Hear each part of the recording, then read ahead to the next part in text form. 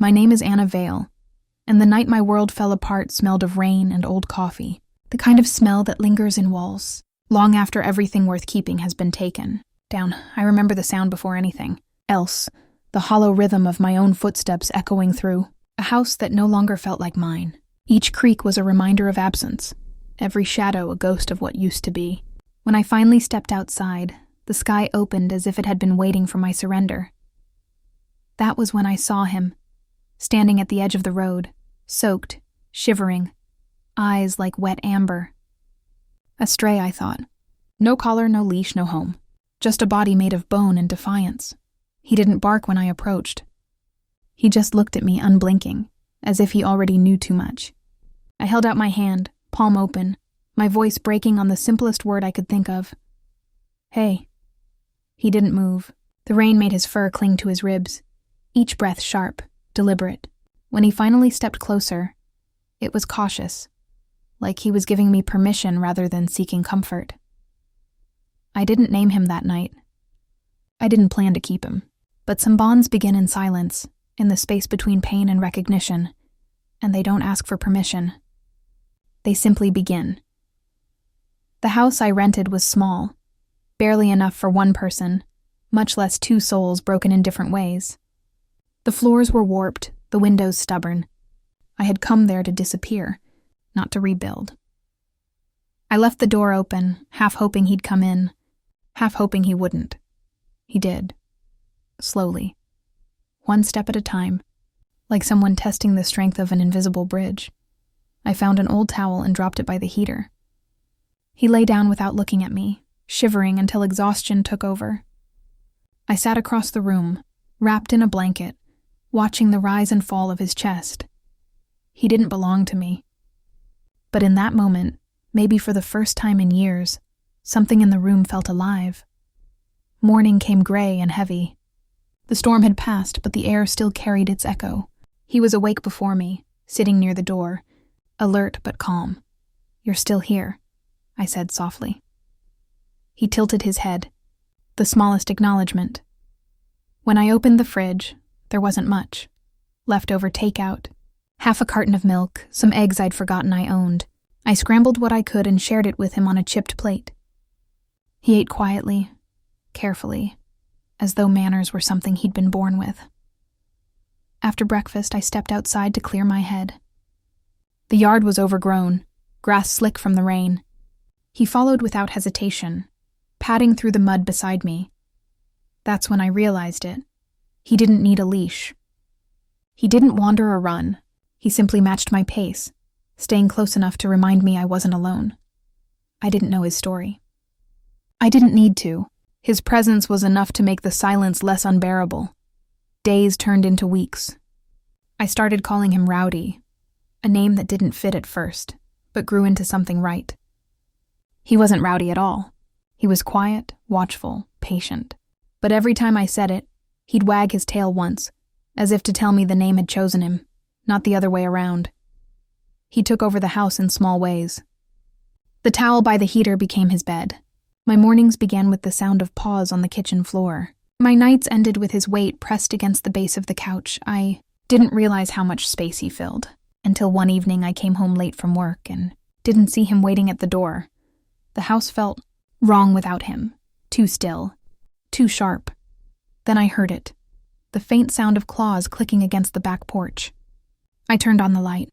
There he was, staring at something in the distance, body tense. "What is it?" I whispered, stepping closer. He didn't move, didn't look at me. His eyes tracked something I couldn't see. Something beyond the trees, beyond reason. The air felt colder there, heavier, and then, just as suddenly, he relaxed. He turned to me, tail low but wagging, and brushed his head against my knee. It was nothing. Probably a raccoon or the wind. But later, lying awake, I couldn't shake the feeling that Rowdy had seen something I wasn't supposed to. The first time I took him into town, people noticed him before they noticed me. He carried a kind of gravity, a quiet authority that drew eyes without effort. At the cafe, a man at the counter smiled and said, "That's a good-looking dog." I nodded. "He found me. Those are the best kind." Rowdy sat beside my chair, perfectly still. Not begging, not restless, just present. He watched the world with the patience of something older than time. When we walked home, the air had that crisp scent of approaching winter. I buried my hands in my pockets and glanced down at him. "You know," I said, "you make this all seem less ridiculous." He didn't answer, obviously, but his tail brushed my leg, and that was enough. That winter came early. Frost crept along the windows, and the nights stretched longer than I could bear. I hadn't decorated for the holidays in years. There didn't seem to be a point, but one evening, when Rowdy curled up by the fire, I caught myself humming an old carol. The sound startled me. It didn't sound like me anymore. It sounded like someone who still believed in warmth. So I bought a tree, a small one, crooked, half bare but alive. Rowdy circled it twice before sitting beside it, tail swishing softly against the floor. "You like it?" I asked. He huffed, resting his chin on his paws. We stayed like that for a while, me on the couch, him on the floor, the firelight flickering against the walls. It was the first Christmas I didn't spend alone in silence. In January, I lost my job. Budget cuts, they said. Nothing personal. But it felt personal anyway. For a week, I barely spoke. I wandered the house aimlessly, unable to stop the spiral of what-ifs. Rowdy followed me from room to room, silent, unjudging. On the 7th day, when I didn't get out of bed, he climbed up beside me. I felt the weight of him settle across my legs, solid, grounding. "Not today," I muttered. He didn't move. When I tried to roll away, he nudged my hand with his nose, once, then again, insistent. "Rowdy, stop." He didn't. He licked my wrist, my palm, and then just stared at me. His eyes weren't pleading. They were commanding. "Get up!" Something inside me cracked. I laughed. A raw, unfamiliar sound, and sat up. "Fine," I said. "You win." That was the first morning in weeks that I stepped outside, and somehow the air didn't hurt as much. Rowdy changed after that. Or maybe I did. He started waking me at dawn, nudging my shoulder until I followed him out to the yard. We'd walk for miles, no destination, just movement. He led, I followed. The world began to open again, one sunrise at a time. I started painting again, too. Old canvases I'd shoved into the closet years ago. Rowdy would sit nearby while I worked, occasionally nudging my arm when I got too lost in thought, as if reminding me not to disappear completely. He wasn't just company anymore. He was compass.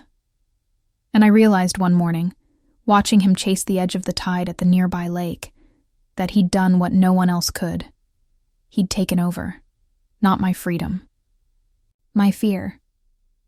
Then came the day everything almost fell apart again. It was late February, a bitter wind cutting through the last snow. I was walking Rowdy near the ridge, the one that overlooked the frozen creek. We'd been there countless times before. But that day, something was different. A sound, faint but sharp, cracked through the air. A branch snapping? A gunshot? I couldn't tell. Rowdy froze, ears forward. "Hey," I said, pulling gently on his leash. "Let's go." He didn't move. His muscles tightened beneath the fur, every sense locked onto something unseen. And then before I could react, he bolted. "Rowdy!" I ran after him, heart pounding. The snow was slick, the path uneven. I slipped twice, my breath coming in clouds of panic. When I reached the edge of the ridge, my stomach dropped. The ground had given way near the edge, a landslide of ice and dirt tumbling down toward the creek. And there, halfway down, was Rowdy, paws scrambling for footing. "Stay," I screamed. He didn't listen.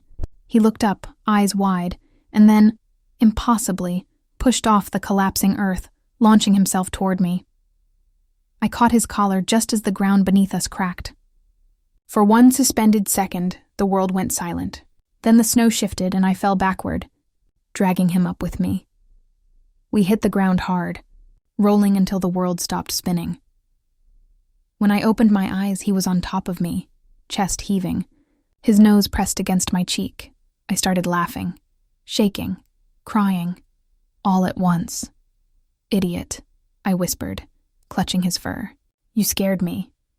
He barked once, sharp, triumphant, and licked the salt from my tears. We stayed there for a long time, tangled in snow and sky, two small lives clinging to warmth. After that day, something in me shifted permanently. Fear still came sometimes, the kind that creeps in without reason, but Rowdy was always there to meet it. Every time I started to sink, he'd do something small.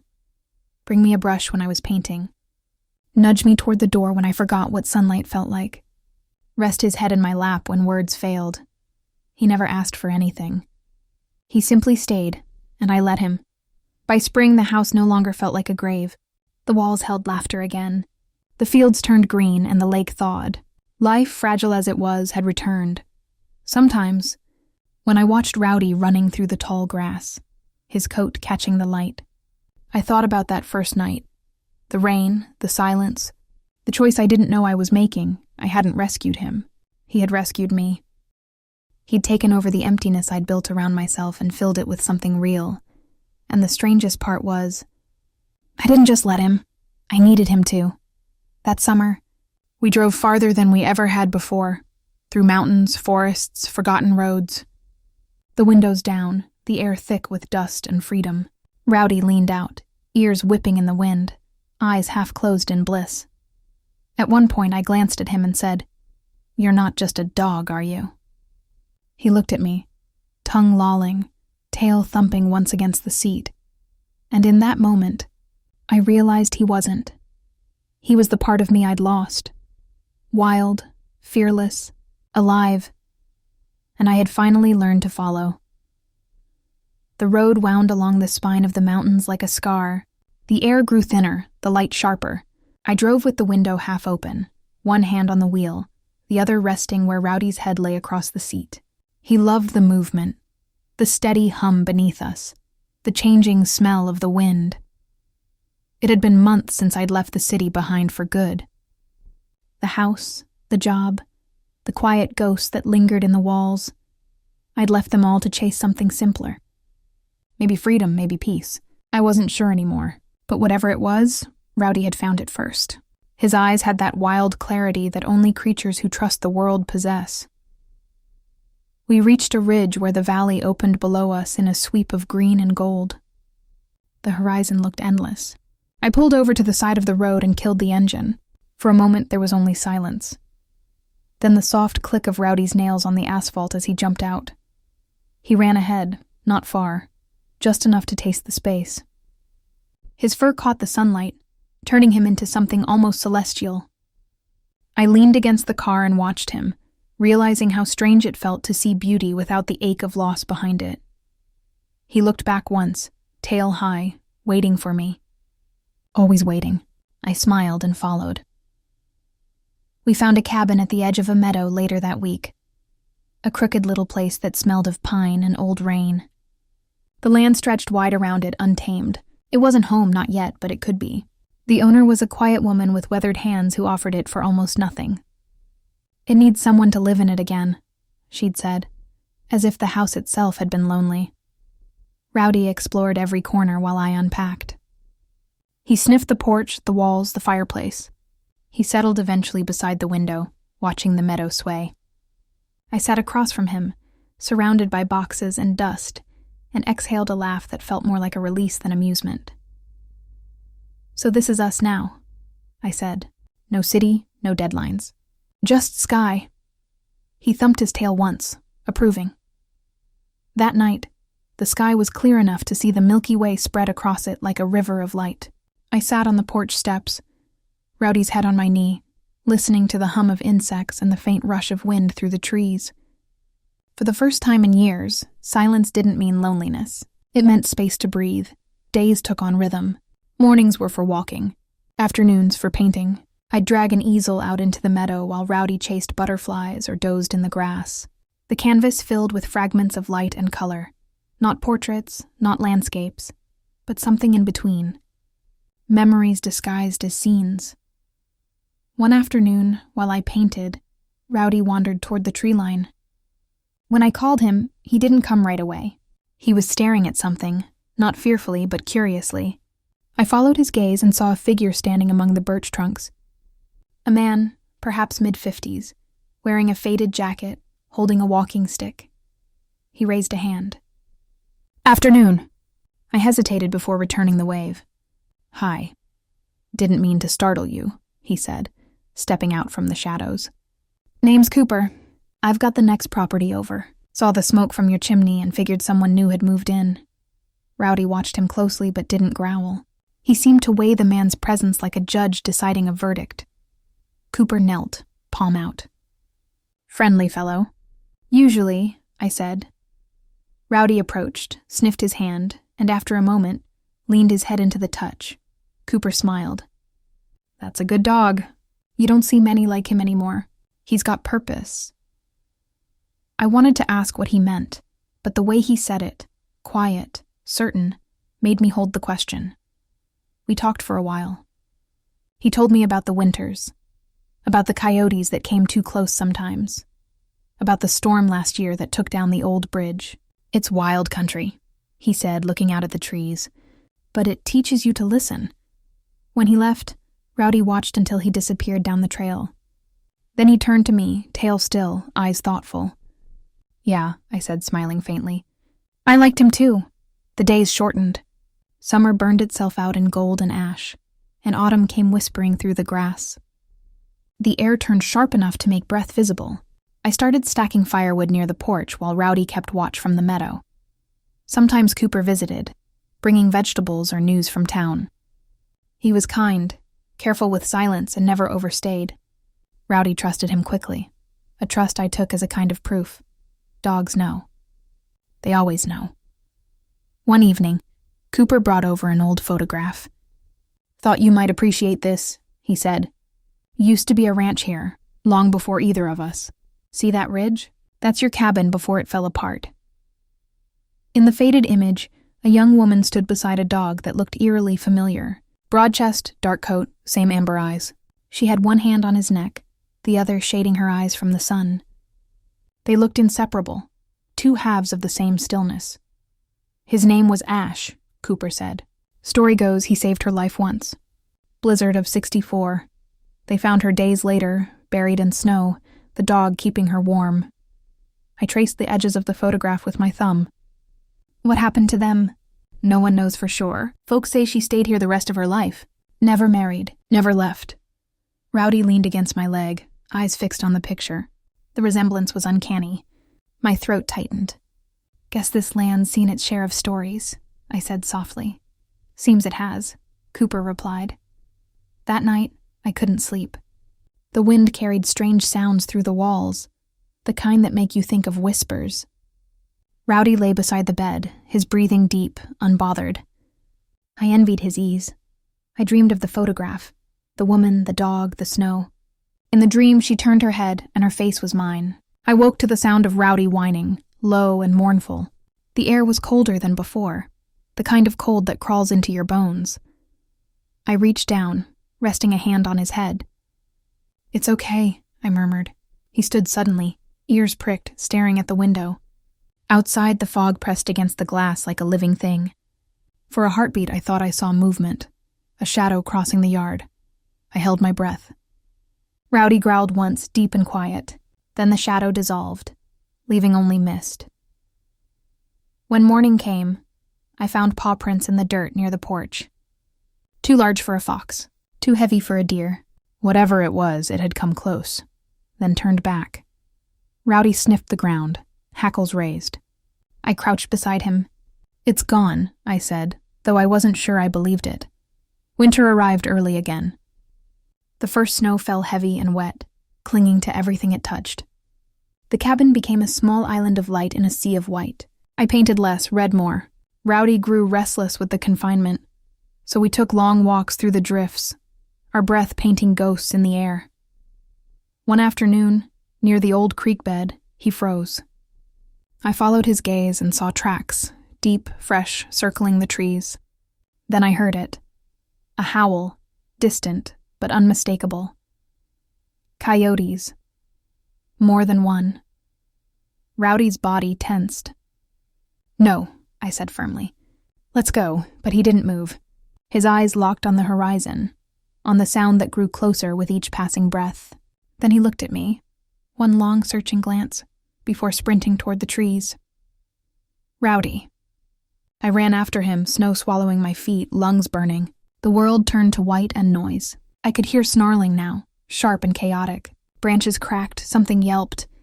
Then silence. Rowdy. I screamed again. My voice vanished into the storm. When I found him, he was standing over another shape. A coyote, larger than the rest, lying still in the snow. Rowdy's flank was streaked with red, but he stood firm, chest heaving, eyes locked on me. I dropped to my knees beside him, hands shaking. "You're hurt," I whispered. He leaned into me, trembling, but alive. We made it back to the cabin slowly, his weight heavy against my side. Inside, I cleaned the wound as best I could. A shallow cut, thank God, nothing deeper. He endured it silently, eyes never leaving mine. When I was done, he rested his head in my lap and sighed, a sound that carried exhaustion and something else I couldn't name. "You saved me," I said. Again. He blinked, half asleep. Outside, the snow kept falling, erasing everything that had happened as if the earth itself wanted to forget. The days that followed blurred into quiet recovery. I barely left his side. He healed quickly, but something in his demeanor changed. He grew more protective, more aware. He'd stand by the window for hours, watching the tree line. One night, as the fire burned low, I found the courage to speak what had been circling my mind for weeks. "I think this place changes people," I said. "Or maybe it shows them who they already are." Rowdy lifted his head, eyes glinting in the firelight. "When I first came here, I thought I was escaping.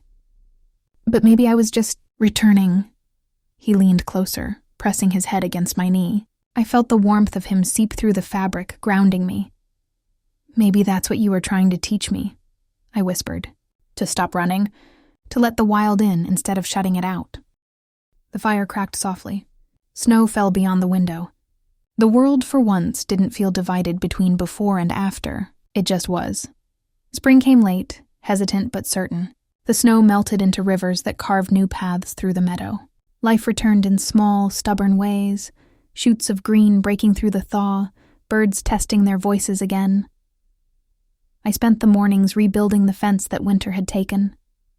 Rowdy followed, carrying sticks in his mouth, dropping them at my feet like offerings. Cooper visited sometimes, helping with repairs.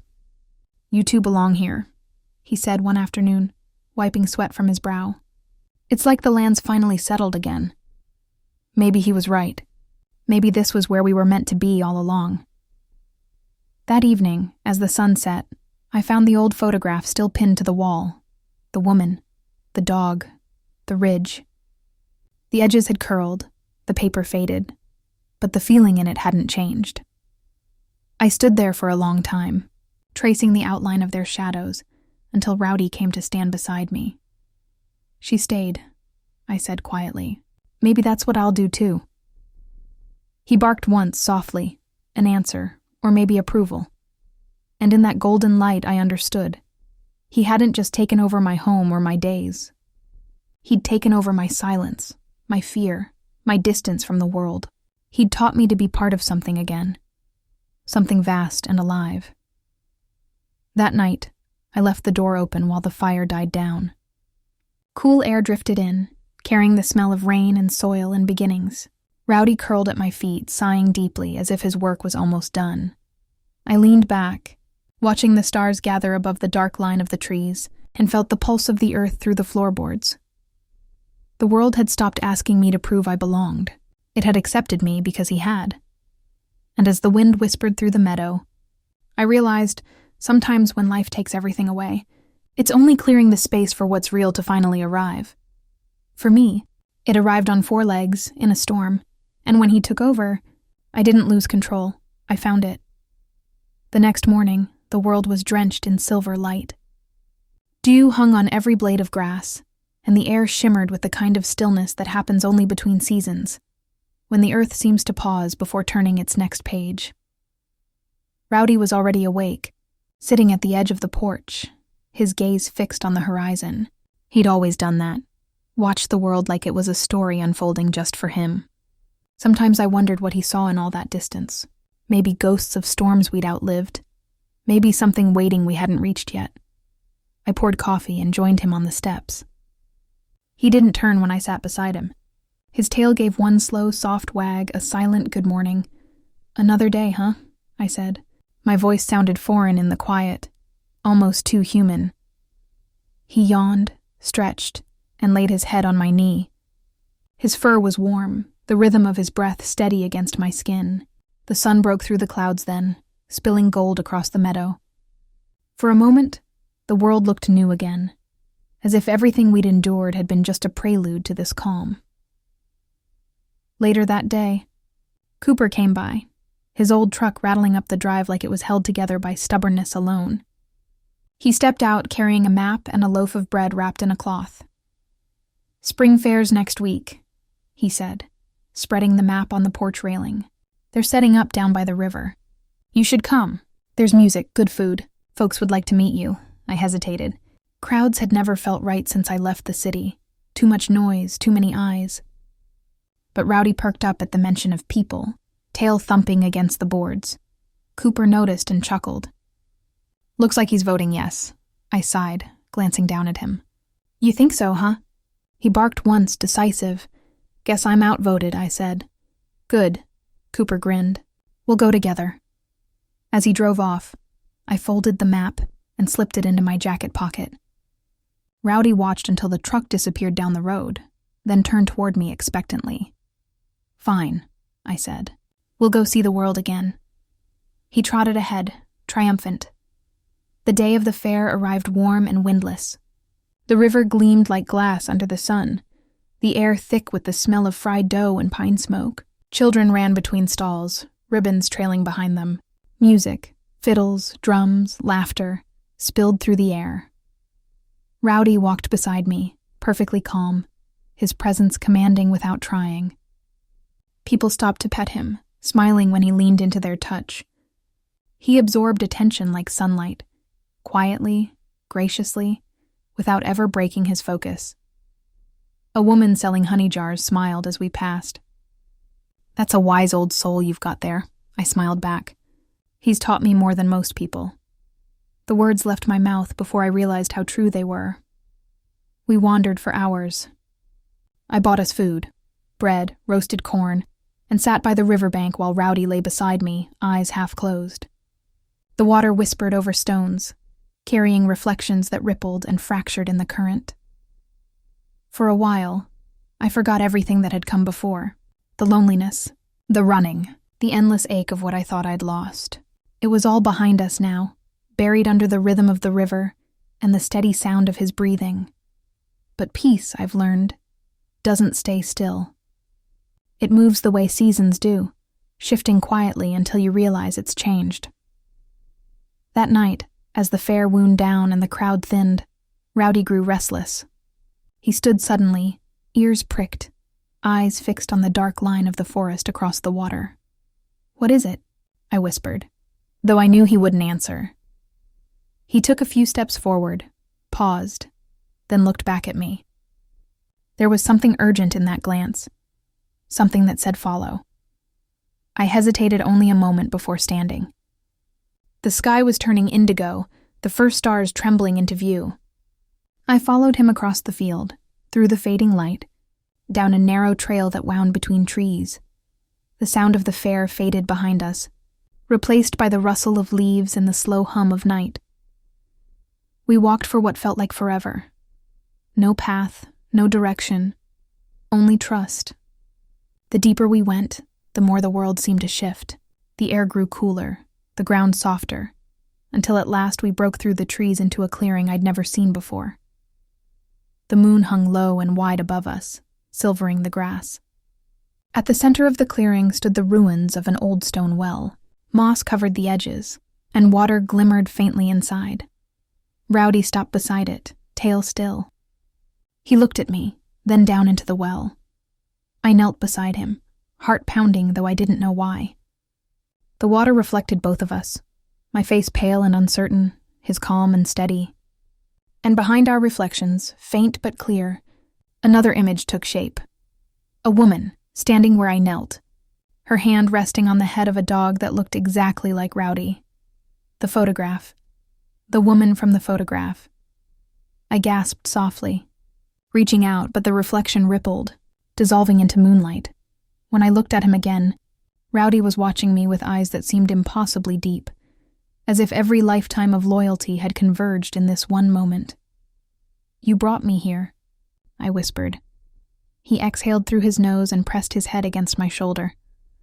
I closed my eyes. The night hummed around us, alive with unseen movement. Wind in branches, the sigh of water, the heartbeat of the earth beneath our feet. For the first time, I felt the weight of all the years this land had carried, the stories buried in its soil, the lives that had crossed and ended and begun again. When I opened my eyes, he had already turned away, walking toward the edge of the clearing. I followed, unable to do anything else.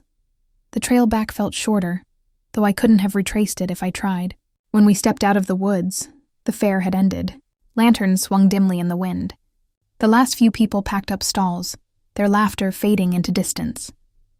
Everything smelled of rain and ash. We drove home in silence. Rowdy rested his head on my lap the whole way, eyes closed, a soft smile curling at the corner of his mouth. If dogs can smile, and I swear they can. When we reached the cabin, I lit a fire and sat beside it, brushing my fingers through his fur. "What was that place?" I whispered. He didn't answer. He just sighed, the sound deep and final, like the closing of a book. The following week, the weather changed.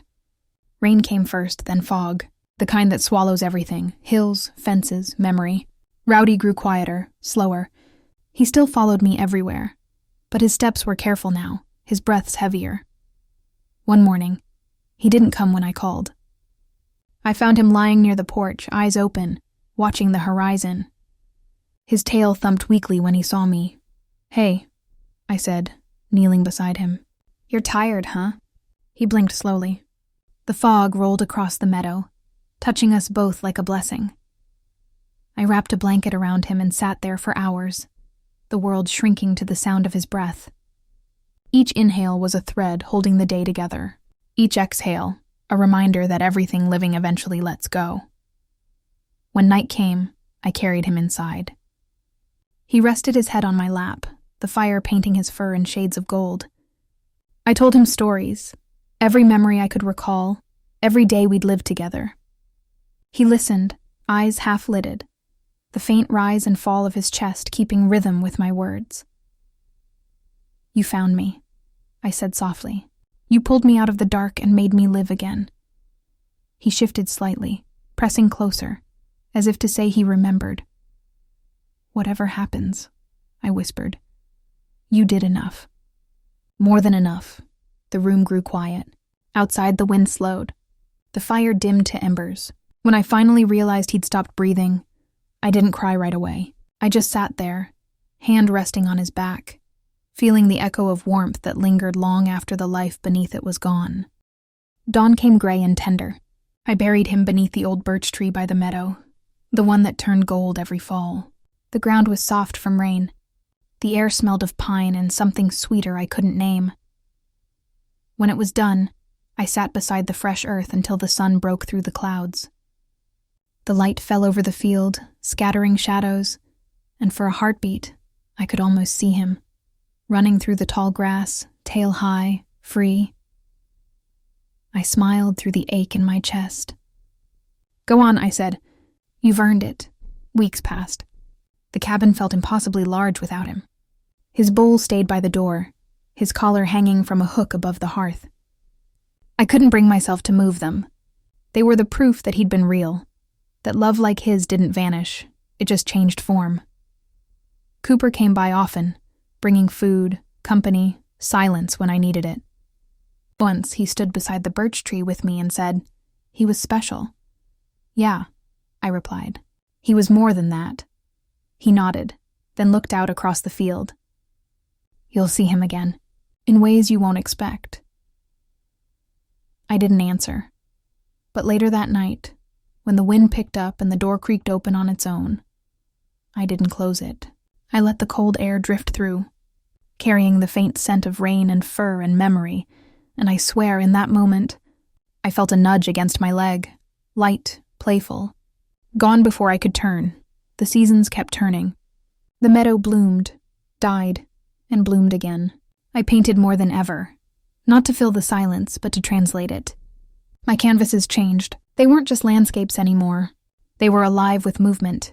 Wind through fur, sunlight on grass, eyes that seemed to follow you wherever you stood. People from town started visiting, asking to buy them. I sold a few, but kept most. Some stories aren't meant to be owned. One evening, while cleaning the studio, I found the old photograph again.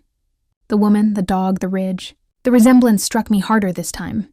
The way she stood, the calm in her expression, it wasn't just similar. It was the same stillness Rowdy had taught me. I pinned the photo above my newest painting. A figure standing in a field, arm outstretched, a shadow of a dog beside her, both facing the horizon. When the light hit it just right, the painting looked like it was breathing. I sat down, and for the first time in a long time, I felt peace without the ache behind it.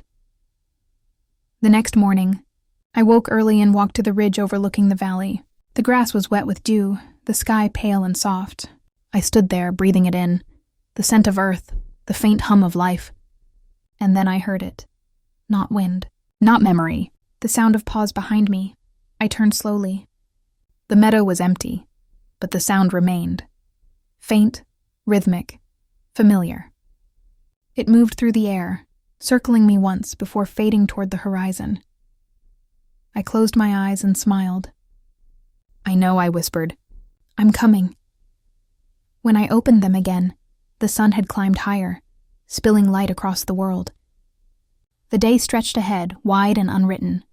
I started walking, not away from the past, but deeper into everything it had given me. And somewhere in that golden distance, I swear I heard it again, the steady rhythm of 4 paws running beside me, guiding me home.